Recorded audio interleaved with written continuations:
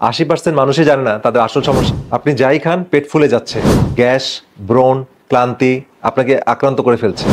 Diet করেন, ওষুধ খান, তারপরেও কেন আরাম হয় না?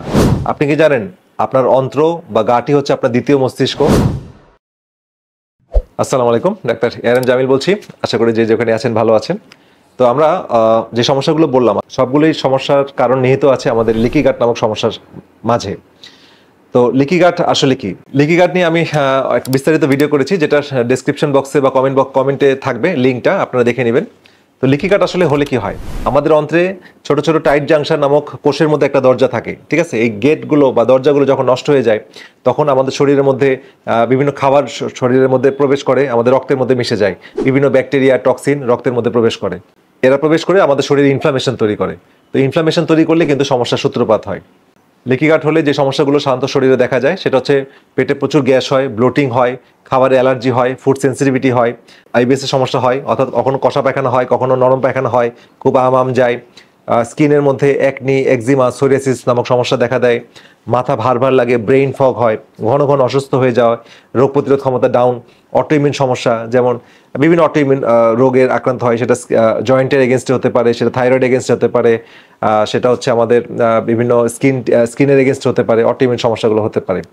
এছাড়া জয়েন্ট পেইন হয়, আমাদের এনার্জি কমে যায়, আমাদের ক্লান্তি লাগে, এই জাতীয় সমস্যাগুলো দেখা যায়। তাহলে এখন কথা হচ্ছে লিকি গাট কেন হয়?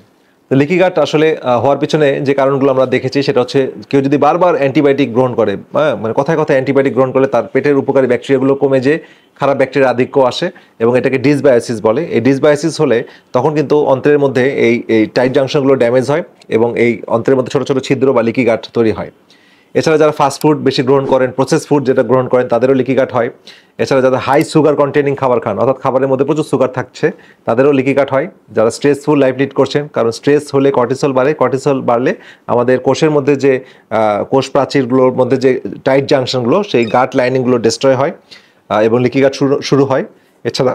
এছাড়া গ্লুটেন সেন্সিটিভিটি যাদের আছে, যেমন স্পেশালি আমাদের গমের খাবারগুলোতে গ্লুটেন থাকে এবং এগুলোর অনেক ম্যাক্সিমাম লোকের এটার হাইপার সেন্সিটিভিটি দেখা যায়। এই গ্লুটেন খাবার কিন্তু ইনজুরি করে আমাদের গাটকে। এছাড়া যারা অ্যালকোহল আসক্ত তাদের ক্ষেত্রে লিকি গাট হয়। এছাড়া পেটের মধ্যে খারাপ ব্যাকটেরিয়ার মানে ব্যাকটেরিয়া আধিক্য হলে বা ভালো ব্যাকটেরিয়া কমে গেলে, ডিসবায়োসিস হলে লিকি গাট হয়। এছাড়া অ্যাসিড যদি কমে যায় তাহলে লিকি গাট হতে পারে। এবং কেউ যদি দীর্ঘদিন ব্যথানাশক ওষুধ খায়, এনএসআইডি, তাহলে কিন্তু লিকি গাট হতে পারে। এখন কথা হচ্ছে ফাংশনাল মেডিসিনে আমরা কিভাবে লিকি গাটকে হিল করি। তো ফাংশনাল মেডিসিনের স্ট্র্যাটেজি আমি বলে দিচ্ছি, যে এখানে 5টা আর থাকে। 5টা আর এর প্রথমটা হচ্ছে রিমুভ, অর্থাৎ সরাতে হবে। কি সরাতে হবে? আপনার খাবার মানে অতিরিক্ত যে গ্লুকোজ বা শর্করা, প্রসেস খাবার, রং খাবার, এগুলোকে সরাতে হবে খাবার থেকে।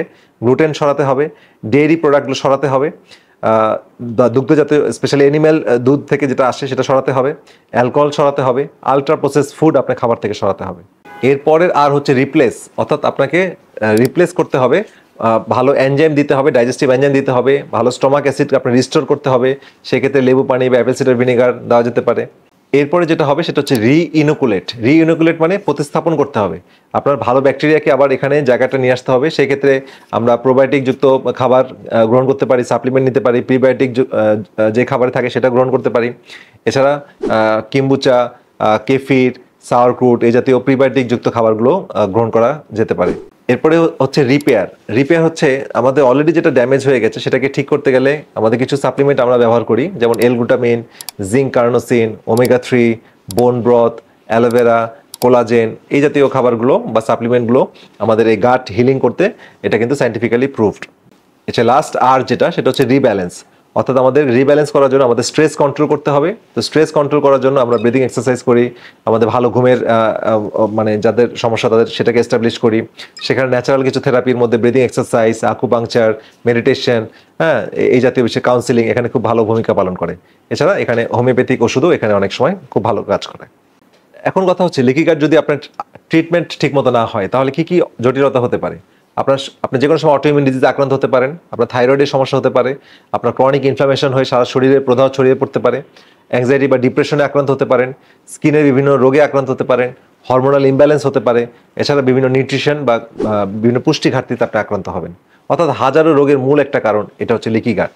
তাহলে এই সমস্যাগুলো যদি কারোর মধ্যে থাকে তাহলে ভয় না পেয়ে আসলে আপনারা ফাংশন মেডিসিন চিকিৎসকের সাথে তত্ত্বাবধানে চিকিৎসা নিন এবং সঠিক গাইডলাইন, সঠিক দিক নির্দেশনা মাধ্যমে আপনি আশা করি এই সমস্যা থেকে আপনি বেরিয়ে আসতে পারবেন। তো আজকে ভিডিও এই পর্যন্তই। সবাই ভালো থাকেন, সুস্থ থাকেন। পরবর্তী ভিডিও দেখা আমন্ত্রণ রইল। আল্লাহ হাফেজ।